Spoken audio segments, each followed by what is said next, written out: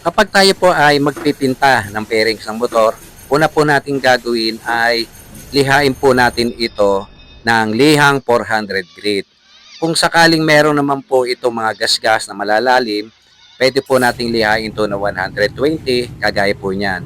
Then kung hindi po ito masasagad, gagawin po natin dyan, bugahan po natin ito ng primer, then masilyahan po ng body filler. Then lihain po natin yung body filler, gumamit po tayo ng 120 grit. Then, pagka pantay na po at makinis na, bugahan na po natin ito ng primer. Dito po ay gumamit ako ng Gilder Epoxy Primer Gray. Dito po, no, bago rin natin bugahan ng primer, dapat siguraduhin natin malinis na malinis yung bearing. Nasa po na ito ng dishwashing liquid. Then, nabanlawan ng malinis na tubig at pinunasan po ng malinis na basahan. So, ayan po, bali tukos po yung aking ginawang primer dito. Then, patutuyuin po natin ito. Kapag nasiguro na po natin ito yung tuyo na, ang gagawin po natin dito, lilihain po natin ito ng lihang 400 grit to 800 grit hanggang sa maging smooth na po siya at pumantay na po. Then, linisin po natin mabuti. Then, pagka nalinis na po natin, siguradong malinis na po, kukulayin na po natin ito.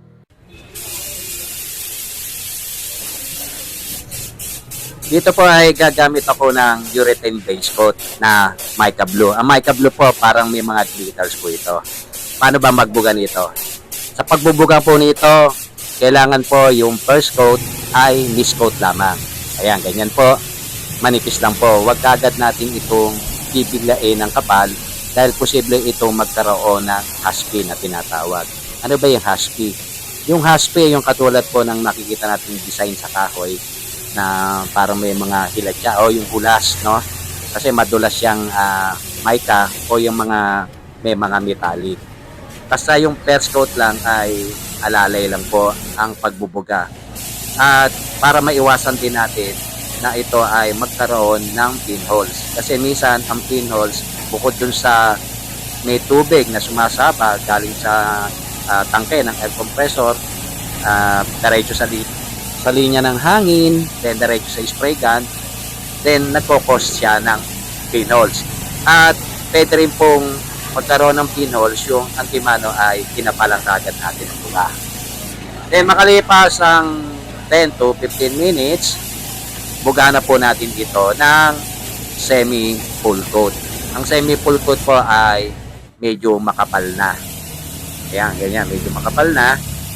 Then, pagkabuga po natin ng second coat, ng semi-full coat, patuyuin po muna natin ito ng mabuti. Yung kailangan tuyong-tuyo po. Then, kapag ito po ay nakasiguro na po tayo na tuyong-tuyo na, ito ay papasadahan po natin ng lihang 1,000 grit. Wet sanding po. Ano po ba ang purpose? Bakit kailangan lihain pa ito ng lihang 1,000 grit? Para po ito mawala yung gaspang bago nating i-final coat. Ngayon, pagka naliha na po natin, nalinis na po natin mabuti, ipa-final coat na po natin ng full coat. Then, after ma-full coat na po, hindi na po natin siya pwedeng lihain kasi may mica po o metallic. Ang mica po o metallic, kung ito'y lilihain natin, dapat wala po tayong malalampasan. Lilihain natin siya ng buo. Kailangan pantay. Pero kung meron lang tayong portion na lilihain, hindi po pwede kasi magagasgas po yung mica or yung metallic. Mag-uneven shade siya. Magpapatsi-patsi. So, kung merong gaspang yung ating kulay na final coat na natin, nagkaroon siya ng bootleg na dapat lihain, ang gagawin po natin dyan ay bugahan muna natin siya ng top coat clear. Yung gamitin nating top coat clear ay urethane, yung 2-component system. Maraming brand po niyan at iba po yung mixing ratio. Then, bakit po natin kailangan bugahan muna ng top coat clear?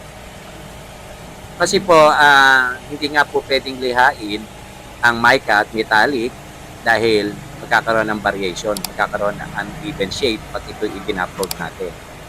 So, kailangan mo nang i-top coat clear. Then, pagkatuyo ng top coat clear, atin na po itong lilihain ng 1,000 grit para matanggal po yung mga gaspang o yung mga pudlay.